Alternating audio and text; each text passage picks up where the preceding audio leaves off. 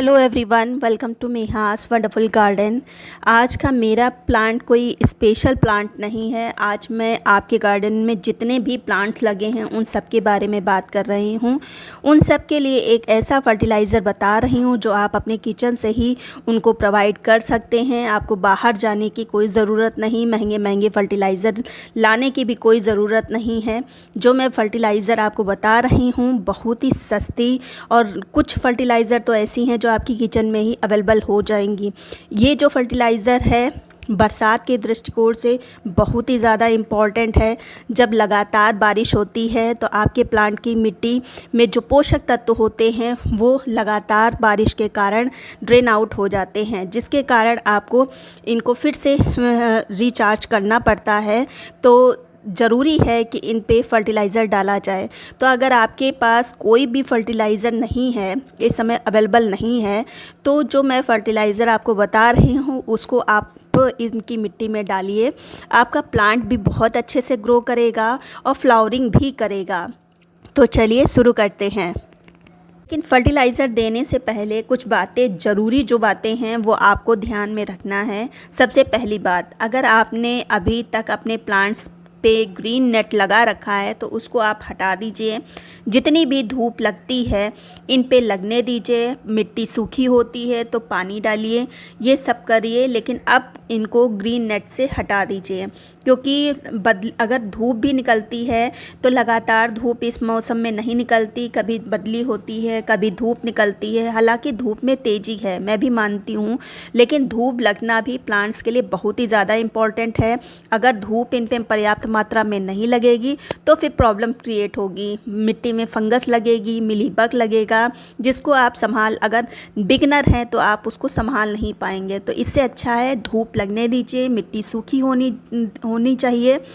अगर मिट्टी सूखी होती है, पानी का रिक्वायरमेंट है मिट्टी में, तो फिर पानी दीजिए। ये सब कुछ करिए, लेकिन अब इनको धूप में रखिए। दूसरी बात, मिट्टी में इस मौसम में जब पानी बरसता है तो इस मौसम में खरपतवार बहुत जल्दी लग जाते हैं, मतलब वीड्स बहुत जल्दी प्लांट की मिट्टी में लग जाते हैं।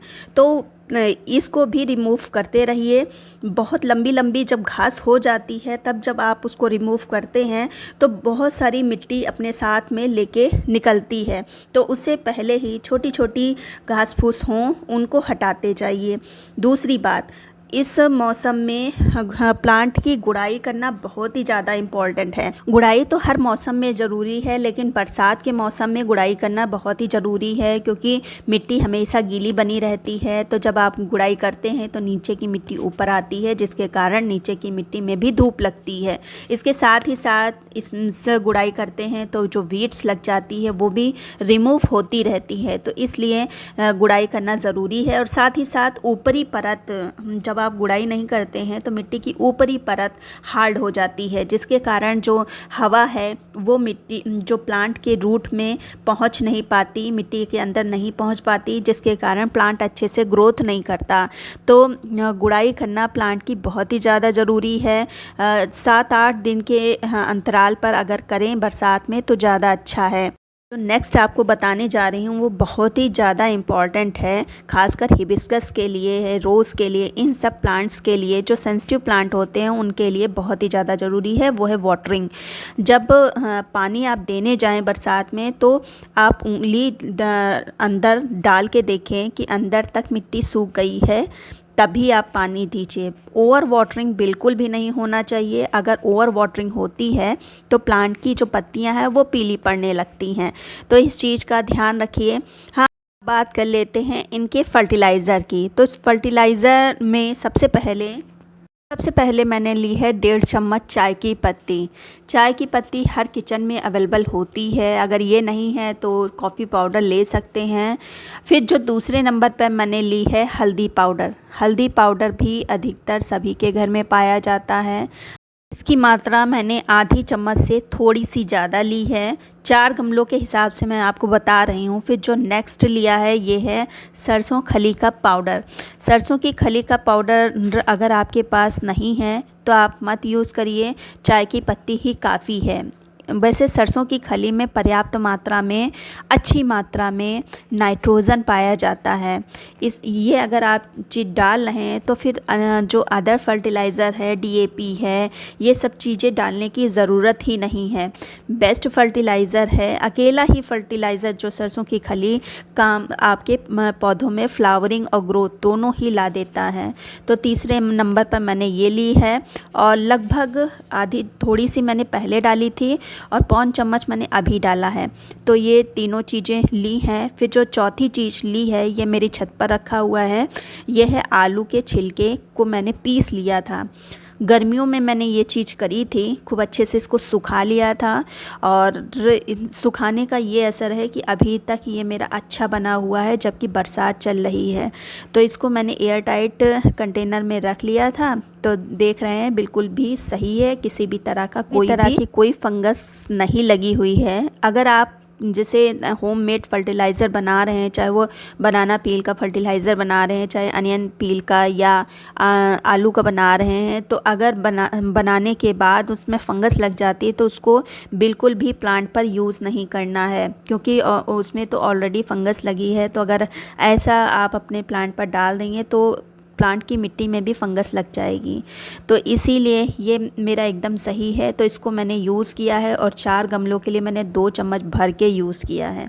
चारों चीज़ों को अच्छे से मिक्स कर देंगे और चारों चीज़ों की प्रॉपर्टीज़ तो आप जानते ही हैं। चाय की पत्ती में बहुत ही अच्छी मात्रा में नाइट्रोजन पाया जाता है। हल्दी पाउडर एंटी फंगल होती है, तो अगर मिट्टी में कोई फंगस का इशू है तो वो दूर होगा। जो सरसों की खली की गुणगान मैं पहले ही कर चुकी हूँ।